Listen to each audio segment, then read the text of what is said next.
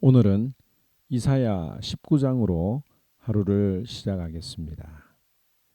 오늘 본문의 제목은 축복의 통로가 되자는 제목으로 여러분들과 함께 말씀을 나누기 원합니다.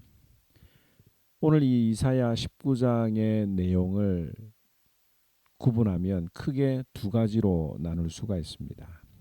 하나는 1절에서 15절까지의 내용인데 애굽의 멸망에 관한 내용입니다. 하나님께서 애굽을 멸망시키시는데 그 멸망하게 하시는 방법에 대해서 쭉 열거를 하고 있는 것입니다. 2절에 보면 특이한 사항이 있는데요. 애굽인이 격동해서 애굽인을 치게 하실 것이다. 즉 내부의 분열이 일어나서 애굽이 망하게 된다는 것이죠. 또 3절에 보면 애굽의 정신이 약하게 될 것이다 라고 하는 것입니다. 그런데 이게 흥미로운 것은 정신이 약해지면 쇠약해지면 우상과 점쟁이들을 찾는다고 말합니다. 혹 신자들 가운데 우상을 찾거나 아직도 점장이에게 자신의 미래를 물어보는 분들이 있습니까? 재미로라도 해서는 안 됩니다. 그건 이 정신이 쇠약해져서 하는 사람들의 특징이라고 하는 거죠. 또 4절에 보면 푸아간 왕이 즉 아수르가 애굽을 칠 것이다, 통치할 것이다 라고 예언하고 있고요. 또 5절에서 10절에 나오는 내용은 경제적으로 공황 상태가 될 것이다 라고 말합니다. 특별히 10절에 보면 경제를 붙들고 있는 기둥들, 즉 곡식과 물고기와 수공업이 무너져서 일꾼들의 마음에 근심이 있을 것이다 라고 하는 내용이고요. 또 11절에서 15절은 이 정치가 엉망이 될 것이다 라고 하는 겁니다. 애굽의 어리석은 자들이 정치가가 되어서 사람들을 멸망의 길, 파멸의 길로 끌고 갈 것이다 라고 하는 것이 이 첫 번째 내용이라고 보면 됩니다. 또 하나의 중심 내용은 16절에서 25절까지 나오는 내용인데요. 두 번째 내용은 애굽의 회복에 관한 내용입니다. 이 애굽의 회복을 표현하기 위해서 그날에라고 하는 단어로 사용해서 애굽의 회복을, 애굽의 구원을 설명하고 있는데요. 하나님의 때가 되면 어떻게 회복될 것인가에 대해서 예언하고 있는 것이 내용입니다. 몇 구절만 읽어보면 20절에 이것이 애굽 땅에서 만군의 여호와를 위하여 징조와 증거가 되리니 이는 그들이 압박하는 자들로 말미암아 여호와께 부르짖겠고 여호와께서는 그들에게 한 구원자이자 보호자를 보내사 그들을 건지실 것임이라고 말합니다. 또 22절에 여호와께서 애굽을 치실지라도 치시고는 고치실 것이라 그들이 여호와께 돌아올 것이라 여호와께서 그들의 간구를 들으시고 그들을 고쳐주시리라. 또 더 놀라운 말씀이 나옵니다. 24절에 그날에 이스라엘이 애굽 및 아수르와 더불어 셋이 세계 중에 복이 되리니 이는 만군의 여호와께서 복 주시며 이르시되 내 백성 애굽이여 내 손으로 지은 아수르여 나의 기업 이스라엘이여 복이 있을지어다 하실 것임이니라. 참으로 놀라운 내용입니다. 특별히 이 이스라엘의 회복에 관한 내용은 언제 이루어질까? 벌써 이루어졌나? 아니면 앞으로 이루어질 내용일까라고 하는 호기심을 자아내게 합니다. 좀 더 깊게 파서 공부를 하고 싶은 마음도 아마 일어나는 분들이 계실지 모르겠습니다. 먼저 우리가 이 이사야 19장에 나오는 예언의 성취가 어떻게 되었는지 한번 간략하게 한번 생각해 보기를 원하는데요. 이 애굽의 추락은 쉽게 확인할 수가 있습니다. 세계 최고의 문명을 누렸던 이집트 제국이 영원할 것 같았지만 아수르의 견제를 받기 시작한 이후에 그리스 로마 시대부터 지금까지 그 명성이 회복되지 않고 있습니다. 최근에 살펴본 조사에 의하면 1인당 국민 소득이라고 그래야 되나요? GDP가 114위로 최하위에 머물러 있다고 하는 것을 볼 수가 있습니다. 그렇다면 이집트의 회복은 언제 이루어졌는가라고 하는 거예요. 여러분들 생각할 때 이집트의 회복이 이루어졌다고 생각해 본 적이 있으십니까? 이 예언의 성취를 알려주고 있는 키워드를 우리가 한번 살펴보면 예수님의 애굽 피신이 있습니다. 예수님께서 헤롯 왕의 박해를 피해서 피난 가신 곳이 바로 애굽이라고 하는 거죠. 이집트입니다. 또 하나 우리가 살펴볼 내용은 알렉산드리아라고 하는 도시인데요. 이 알렉산드리아는 이집트의 나일강의 그 하류에 있는 지역, 아마 지도를 보시면 아시겠는데 바로 이곳입니다.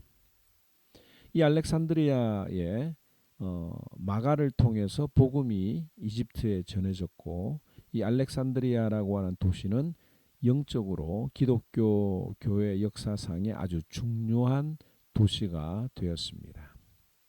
우리가 고린도 교회를 통해서 살펴봤던, 또 사도행전을 통해서 살펴봤던 이 아볼로라고 하는 사람, 이 아볼로라고 하는 사람이 바로 이 알렉산드리아 출신입니다. 그리고 이 알렉산드리아에서 최초의 신학교가 세워졌고, 또 히브리어 성경을 헬라어로 번역한 70인 성경이 번역된 곳도 바로 이 알렉산드리아라고 하는 이집트의 도시입니다. 또 우리가 생각할 때 이집트 하면 이슬람이 지배하는, 점령하는 곳이라고 생각을 하지만 AD 639년까지는 그때 이슬람이 이집트를 점령하기 시작했는데요. 그 이전에는 이 이집트의 최소 50% 이상이 그리스도인이었다라고 하는 사실을 우리가 역사적으로 확인할 수가 있습니다. 물론 지금은 하나님을 떠났지만 이스라엘의 회복과 함께 이집트와 아수르의 회복이 다시 성취될 것이라고 하는 것을 우리는 또 생각을 해야 합니다. 이것을 가리켜서 이중 예언이라고 보는데요. 이미 1차적으로 이루어졌지만 완벽하게 이루어진 것은 아니고 또다시 주님이 오시는 그날이 되면 이스라엘과 함께 이집트와 아수르가 회복될 예언이라고 우리가 생각을 하면 되겠습니다. 그런데 오늘 이 말씀을 통해서 이집트의 멸망과 그 회복의 예언이 언제 어떻게 성취되었느냐라고 하는 것보다도 더 중요한 것이 있습니다. 우리가 이것을 이해하려면 이집트에 대한 경고를 누구한테 주었는가 하는 점을 생각을 해야 합니다. 이사야가 애굽에게 바로 이 메시지를 알려준 것은 아닙니다. 이집트의 심판과 구원에 대한 메시지를 누구에게 주었습니까? 이스라엘 백성에게 주었습니다. 하나님이 이스라엘 백성들에게 애굽의 멸망과 회복을 주신 이유가 뭘까? 크게 두 가지로 한번 생각해 볼 수가 있는데, 하나는 이집트는 도움을 받을 힘이 없는 나라다라고 하는 겁니다. 다른 말로 이야기하면 이집트를 의지하지 말고 하나님만 의지하라고 하는 메시지를 전해주는 거예요. 이사야 18장에 우리 어제 살펴보았지만 구스, 즉 에디오피아가 이스라엘에게 동맹을 하자라고 하는 제안하기 위해서 사람을 보낸 장면을 여러분들 아마 기억하실 것입니다. 그것과 동일한 메시지입니다. 이집트의 멸망과 회복은 하나님의 손에 달려있다라고 하는 것을 보여주면서 이집트보다는 하나님을 의지하라고 하는 것이 오늘 이 메시지의 중심입니다. 또 하나는 이스라엘이 이집트에게 축복의 통로가 되었다고 하는 겁니다. 이집트의 멸망과 회복을 들은 이스라엘에게는 어떤 사명이 있습니까?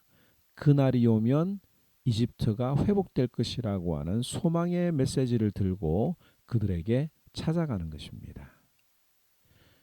실제로 주님의 제자였던 마가가 이 애굽의 복음을 전했고 그곳에서 순교를 했습니다.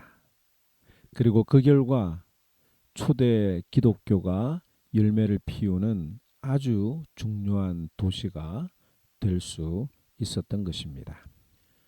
오늘 이 말씀을 통해서 우리도 누군가에게 하나님의 복을 전해줄 수 있는 축복의 통로가 되면 참 좋겠습니다. 이 말씀 기억하시면서 하나님, 내가 하나님의 회복, 하나님의 구원을 전해주는 복 있는 사람, 축복의 통로가 되게 해주세요라고 기도하면 좋겠습니다. 제19장 애굽에 관한 경고라. 보라, 여호와께서 빠른 구름을 타고 애굽에 임하시리니 애굽의 우상들이 그 앞에서 떨겠고 애굽인의 마음이 그 속에서 녹으리로다. 내가 애굽인을 격동하여 애굽인을 치리니 그들이 각기 형제를 치며 각기 이웃을 칠 것이요 성읍이 성읍을 치며 나라가 나라를 칠 것이며 애굽인의 정신이 그 속에서 쇠약할 것이요 그의 계획을 내가 깨뜨리리니 그들이 우상과 마술사와 신접한 자와 요술객에게 물으리로다. 내가 애굽인을 잔인한 주인의 손에 붙이리니 포악한 왕이 그들을 다스리리라. 주 만군의 여호와의 말씀이니라.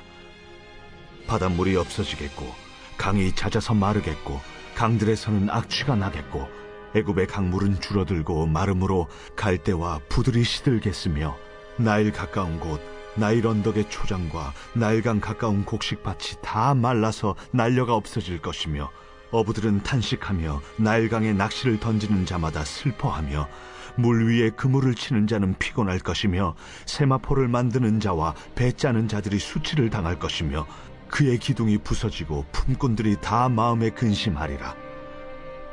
소안의 방백은 어리석었고 바로의 가장 지혜로운 모사의 책략은 우둔하여졌으니 너희가 어떻게 바로에게 이르기를 나는 지혜로운 자들의 자손이라 나는 옛 왕들의 후예를 할 수 있으랴. 너희 지혜로운 자가 어디 있느냐? 그들의 만군의 여호와께서 애굽에 대하여 정하신 뜻을 알 것이요 곧 내게 말할 것이니라. 소안의 방백들은 어리석었고 노베 방백들은 미혹되었도다. 그들은 애굽 종족들의 모퉁이 또리건을 애굽을 그릇가게 하였도다.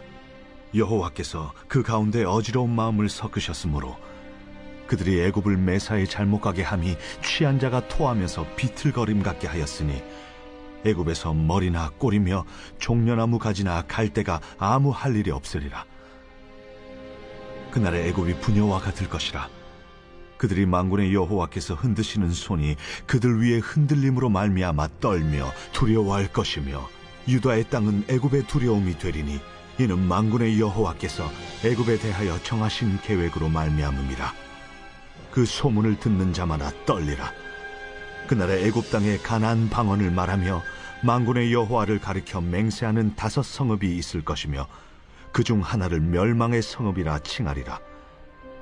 그날에 애굽 땅 중앙에는 여호와를 위하여 제단이 있겠고 그 변경에는 여호와를 위하여 기둥이 있을 것이요 이것이 애굽 땅에서 만군의 여호와를 위하여 징조와 증거가 되리니 이는 그들이 그 압박하는 자들로 말미암아 여호와께 부르짖겠고 여호와께서는 그들에게 한 구원자이자 보호자를 보내사 그들을 건지실 것임이라. 여호와께서 자기를 애굽에 알게 하시리니 그날에 애굽이 여호와를 알고 제물과 예물을 그에게 드리고 경배할 것이요 여호와께 서원하고 그대로 행하리라. 여호와께서 애굽을 치실지라도 치시고는 고치실 것이므로 그들이 여호와께로 돌아올 것이라. 여호와께서 그들의 간구함을 들으시고 그들을 고쳐주시리라. 그날에 애굽에서 아수르로 통하는 대로가 있어 아수르 사람은 애굽으로 가겠고 애굽 사람은 아수르로 갈 것이며 애굽 사람이 아수르 사람과 함께 경배하리라.